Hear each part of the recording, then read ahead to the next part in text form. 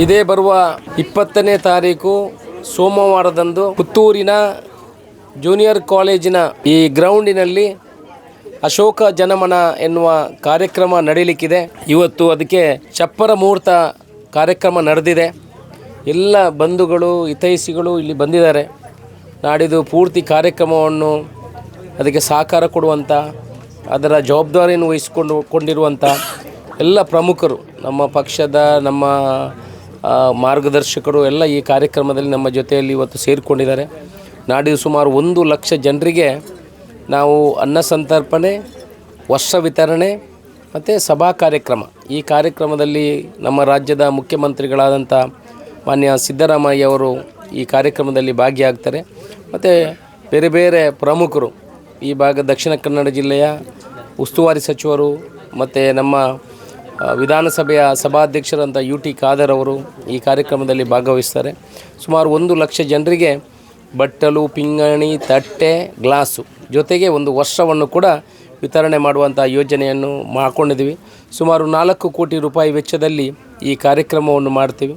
ಇಡೀ ಜೂನಿಯರ್ ಕಾಲೇಜಿನ ಈ ಗ್ರೌಂಡಿಗೆ ಪೆಂಡಾಲನ್ನು ಹಾಕುವ ಮುಖಾಂತರ ಇಡೀ ಜನರು ಬರುವವರಿಗೆ ಬೇರೆ ಬೇರೆ ಸುಮಾರು 20 ಕೌಂಟರ್ಗಳಲ್ಲಿ ಊಟದ ವ್ಯವಸ್ಥೆ, ಒಂದು 20-30 ಕೌಂಟರ್ಗಳಲ್ಲಿ ವಸ್ತ್ರ ವಿತರಣೆ ಮಾಡುವಂಥ ಕೆಲಸ, ಅಂದರೆ ಸುಮಾರು 50 ಜನ ಲೈವ್ ದೋಸೆಯನ್ನು ಹಾಕಿ ಕೊಡುವಂಥ ವ್ಯವಸ್ಥೆ, ಹಿರಿಯ ನಾಗರಿಕರಿಗೆ ಬೇರೆಯೇ ಕೌಂಟ್ರ್ಗಳನ್ನು ಮಾಡೋದು, ಮಹಿಳೆಯರು ಮಕ್ಕಳನ್ನು ಹಿಡ್ಕೊಂಡು ಬಂದರೆ ಅವರಿಗೆ ಬೇರೆಯೇ ಕೌಂಟ್ರ್ಗಳನ್ನು ಮಾಡಿಕೊಡುವಂಥದ್ದು, ವ್ಯವಸ್ಥಿತ ರೀತಿಯಲ್ಲಿ ಯಾರಿಗೂ ಕೂಡ ತೊಂದರೆ ಆಗದ ರೀತಿಯಲ್ಲಿ, ತುಂಬ ಸಮಯ ಕ್ಯೂನಲ್ಲಿ ನಿಲ್ಲದ ರೀತಿಯಲ್ಲಿ ಅನ್ನ ಸಂತರ್ಪಣೆ, ಊಟದ ದೋಸೆಯನ್ನು ವಿತರಣೆ ಮಾಡುವಂಥದ್ದು, ವಸ್ತ್ರ ವಿತರಣೆ ಮಾಡುವಂಥದ್ದು, ಇದನ್ನೆಲ್ಲ ಮಾಡುವಂಥ ಕೆಲಸಕ್ಕೆ ಎಲ್ಲ ಯೋಜನೆಯನ್ನು ಹಾಕ್ಕೊಂಡಿದ್ದೀವಿ. ಸುಮಾರು 1500ಕ್ಕಿಂತ ಮೇಲ್ಪಟ್ಟು ಜನರು ಅವರನ್ನು ಇದರಲ್ಲಿ ತೊಡಗಿಸ್ಕೊಳ್ತಾರೆ. ಎಲ್ಲ ಗ್ರಾಮದಲ್ಲೂ ಕೂಡ ಗ್ರಾಮ ಸಮಿತಿಯ ಮುಖಾಂತರ ಅಲ್ಲಿ ಭೇಟಿ ಮಾಡಿ ಅಲ್ಲಿ ಮೀಟಿಂಗ್ಗಳನ್ನು ಮಾಡುವಂಥ ಕೆಲಸಗಳು ಆಗ್ತದೆ.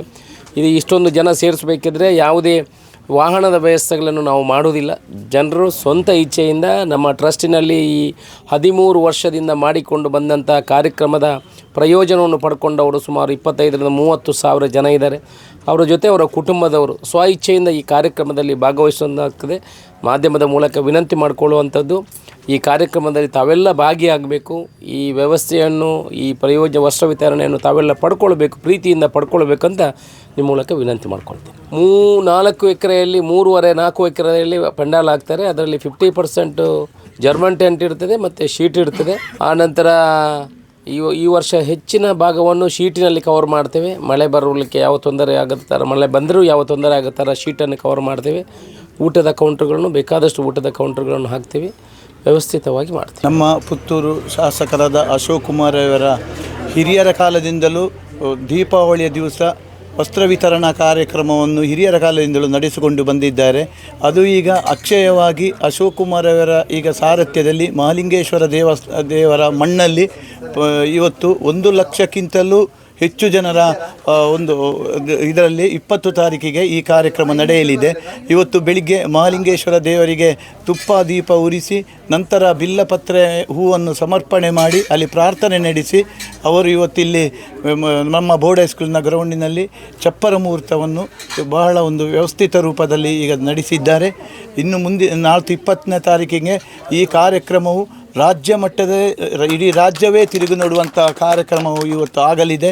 ಎಲ್ಲವೂ ಕೂಡ ಕಾರ್ಯಕರ್ತರು 1,000ಕ್ಕಿಂತಲೂ ಹೆಚ್ಚು ಕಾರ್ಯಕರ್ತರು ಈ ಕಾರ್ಯಕ್ರಮದಲ್ಲಿ ಬಹಳ ಅಚ್ಚುಕಟ್ಟಾಗಿ ಬಹಳ ವ್ಯವಸ್ಥಿತ ರೂಪದಲ್ಲಿ ಪಕ್ಷಾತೀತವಾಗಿ ಯಾವುದೇ ಜಾತಿ ಗೀತಿ ನೋಡದೆ ಎಲ್ಲರೂ ಪಕ್ಷಾತೀತವಾಗಿ ಈ ಕಾರ್ಯಕ್ರಮದಲ್ಲಿ ಭಾಗವಹಿಸಿ ಈ ಕಾರ್ಯಕ್ರಮವನ್ನು ಯಶಸ್ವಿಯಾಗಿ ನಡೆಸಿಕೊಂಡು ಅಶೋಕ್ ಕುಮಾರ್ ಅವರು ಮತ್ತು ದಂಪತಿಗಳನ್ನು ಆಶೀರ್ವದಿಸಬೇಕೆಂದು ಮಹಾಲಿಂಗೇಶ್ವರ ದೇವಸ್ಥಾನದ ಅಧ್ಯಕ್ಷರ ಪರವಾಗಿ ನಾನು ಕೇಳಿಕೊಳ್ಳುತ್ತೇನೆ. Rai estate education charitable trust Puttur ಇದರ ಪ್ರವರ್ತಕರಾದಂಥ ನಮ್ಮ ಪುತ್ತೂರಿನ ಶಾಸಕರಾದಂಥ ಅಶೋಕ್ ಕುಮಾರ್ ಅವರ ನೇತೃತ್ವದಲ್ಲಿ ನಡೆಯುವಂಥ ಅಶೋಕ ಜನಮನ 2025 ಇದು ಜನಸಾಮಾನ್ಯ ನಾಡಿ ಮಿಡಿತ ಎಂಬ ಟ್ಯಾಗ್ಲೈನಲ್ಲಿ ಇದೇ ಬರುವ ತಿಂಗಳು 20ನೇ ತಾರೀಕಿನಂದು ಸೋಮವಾರದಂದು ಈ ಕೊಂಬೆಟ್ಟು ಮೈದಾನದಲ್ಲಿ ಬಹಳ ವಿಜೃಂಭಣೆಯಿಂದ ನಡೆಯಲಿಕ್ಕಿದೆ.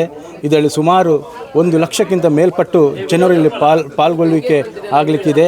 ಅದೇ ರೀತಿ ಈ ಒಂದು ಕಾರ್ಯಕ್ರಮದಲ್ಲಿ ಒಂದು ಸ್ವಯಂ ಸೇವಕರಂತ ಒಂದು 1000ಕ್ಕಿಂತ ಮೇಲ್ಪಟ್ಟು ಯಾವುದೇ ಆಶೆ ಆಕಾಂಕ್ಷೆ ಇಲ್ಲದೆ ತನ್ನ ಅಶೋಕ್ ಕುಮಾರ್ ಅವೆಲ್ಲ ಪ್ರೀತಿ ಇಟ್ಟು ಬಂದು ಸೇರಿಕೊಂಡು ತನ್ನ ಕೆಲಸಗಳನ್ನು ಮಾಡಲಿಕ್ಕಿದ್ದಾರೆ. ಅದೇ ರೀತಿ ಇದರಲ್ಲಿ ಗೂಡುದೀಪ ಸ್ಪರ್ಧೆ ಇರ್ಬೋದು, ಊಟೋಪಚಾರ ಇರ್ಬೋದು. ಅದೇ ರೀತಿ ನಾವು ಈ ಸಲ ಒಂದು ವಿಶೇಷವಾಗಿ ದೋಸೆ ಕ್ಯಾಂಪ್ ಅಂತ ಮಾಡಿದ್ದೇವೆ. ಸುಮಾರು 30,000ರಿಂದ 40,000 ಜನರಿಗೆ ದೋಸೆಯನ್ನು ಕೊಟ್ಟು ಮಾಡಬೇಕಂತ ನಾವು ಎನಿಸ್ಕೊಂಡಿದೆ. ಅದು ಸಹ ಇದೆ. ಅದೇ ರೀತಿ ನಾವು ವಸ್ತ್ರ ವಿತರಣೆ ಪ್ರತಿ ವರ್ಷ ಮಾಡ್ತೇವೆ. ಈ ಸಲ ವಸ್ತ್ರ ವಿತರಣೆ ಒಟ್ಟಿಗೆ ಬಟ್ಟಲು, ಲೋಟ, ಪಿಂಗಾಣಿ ಮತ್ತು ಗ್ಲಾಸ್ ಈ ರೀತಿಯಾಗಿ ನಾವು ಕೊಡುವಂಥ ಕೆಲಸವನ್ನು ಮಾಡ್ತಾ ಇದ್ದೇವೆ.